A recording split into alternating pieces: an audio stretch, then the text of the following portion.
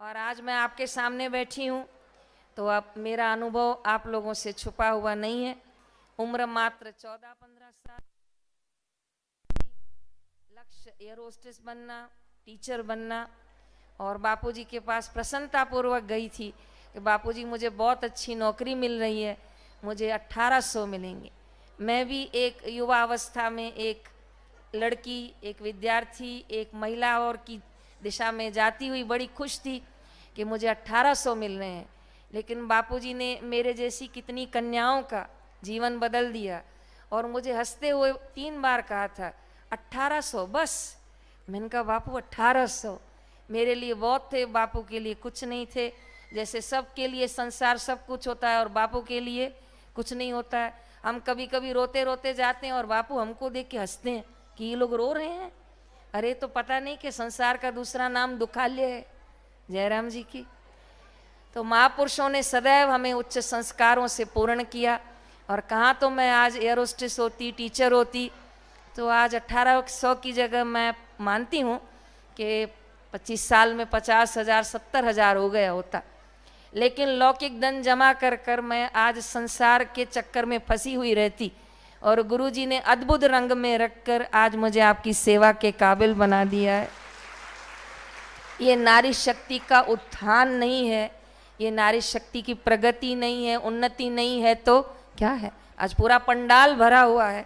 अगर एक एक से बात की जाए, एक एक का अनुभव पूछा जाए तो हर माँ, हर बहन, हर बेटी यहाँ बैठी हुई कहेगी कि आज मैं आश्रम में न होती तो आज मैं दुलेटी किसी फार्म हाउस पे मनाती होती, आज मैं गुरुद्वार पे पूनम भरने ना आई होती तो मैं आज अपने पति के साथ कहीं जरूर विदेश यात्रा और पहाड़ियों पर गई होती।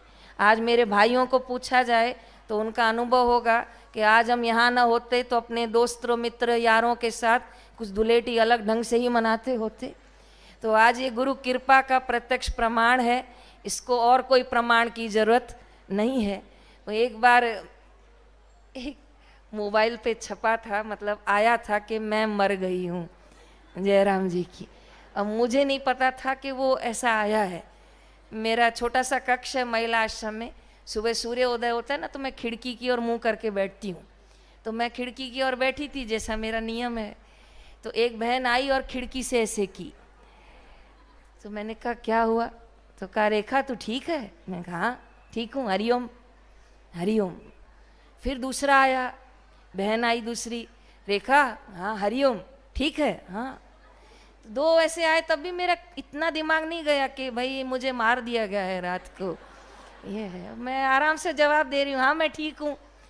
फिर तीसरी हमारी एक बड़ी दीदी है, वो उम्र में बड़ी है, बोले रेखा ठीक आई तू? सिंधी में बोली। माँ अच्छा हाँ माँ ठीक है, छो सब ॼणा मूंखे पुछनि था। मैंने कहा क्यों मुझे सब लोग पूछ रहे हो? बोले नहीं नहीं कुछ नहीं है, तू कर कर संध्या कर। संध्या चल ही रही थी अभी। तो फिर मैं बाहर निकली 6:30-7 बजे। मैंने कहा क्या हुआ, सब मुझे पूछ रहे हैं। बोले नहीं नहीं आप अपना नियम कर। तो भी मुझे वो नहीं बता रहे हैं कि इसको बुरा नहीं लग जाए। फिर मैं आराम से 9 बजे जल चढ़ा के अंदर आई तो किसी ने कहा भाई तुम्हारे पास व्हाट्सएप है? मैंने कहा नहीं। तो कहा अच्छा हम ला के देते हैं। ला के दिया तो उसमें देखा गई। तो मैंने कहा ये क्या हो गया? बोले देखो ये छप गया है कि रात को हार्ट अटैक आ गया है और तुम गई। तो मैंने कहा मैं कैसे करूं कि मैं जिंदी हूं, मैं कैसे बोलूं? तो उन्होंने कहा तुम्हें कुछ तो करना पड़ेगा, नहीं तो ये फैलता जाएगा, लोग कहाँ कहाँ से दुख प्रकट करेंगे, आएंगे कि रेखा बहन गई, रेखा बहन गई। तो शाम तक तो मैं बहुत टेंशन में थी। इतने में सबके फ़ोन आने लग गए, किरीट भाई के, इनके, उनके, सबके। बहन जी ठीक हो? हाँ ठीक हूँ भाई। फिर बहनें पूछने बहन जी जिंदी हो? हाँ मैं जिंदी हूँ। इतने में तो शाम तक बापूजी तक चला गया। बापूजी बोले रेखा जाएगी तो व्हाट्सएप पे कैसा पता चलेगा, पहले मेरे को पता चलेगा। गई क्या? बोले नहीं गई बापू जिंदी है। बोले वही कैसे गई? तो लेकिन कुछ दुख भी हो रहा था और समझ भी नहीं आ रहा था कि हुआ क्या।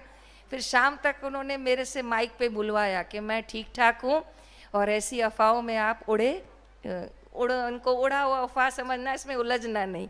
तो मैंने शाम को हंसते हंसते बोल दिया। फिर सबको लगा हाँ जीवित है। बस मेरे घर तक बात नहीं गई थी, ये ठीक था, नहीं तो वो लोग भी सोचते गई ये। कुल मिला के रात को स्वामी जी के श्री संदेश आए, मैं उधर तक आना चाहती हूँ। और बापूजी ने मुझे लिखकर भेजा, मैं चिट्ठी रखी हूँ।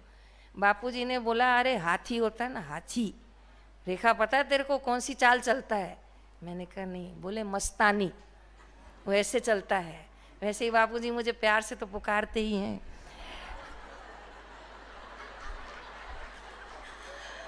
तो बापू ने मुझे बोला, वो हाथी चलता है ना जब, तो उसके पीछे कुत्ते ना भू भू करते हैं, तो हाथी कभी उनके पीछे मुड़कर देखता नहीं है। तो अब तू ये बात पक्की कर कि तू रे हाथनी के जैसे मस्त, इनको भो करनी हो तो करे, इनकी बात मन में लेना नहीं।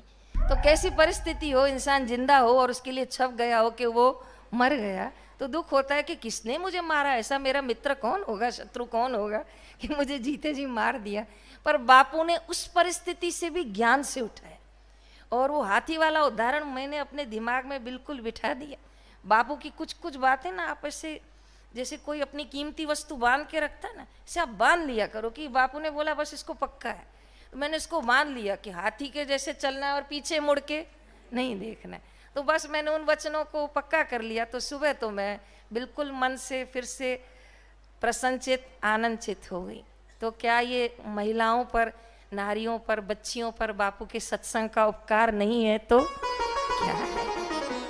तो आज महिला दिवस की छोटी भाषा है, संसार के नियम क्रम को पालन कर रही हूँ, बाकी बोलना तो नहीं चाहिए।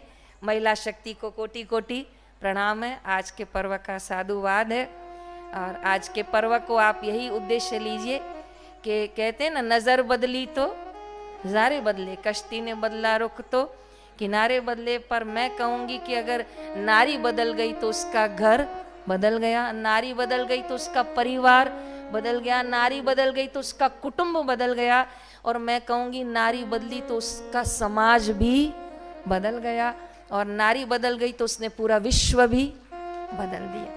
क्योंकि वो जननी है, वो प्रकृति है, वो पोषणी है, वो माता शक्ति है। तो आपको हृदय से धन्यवाद।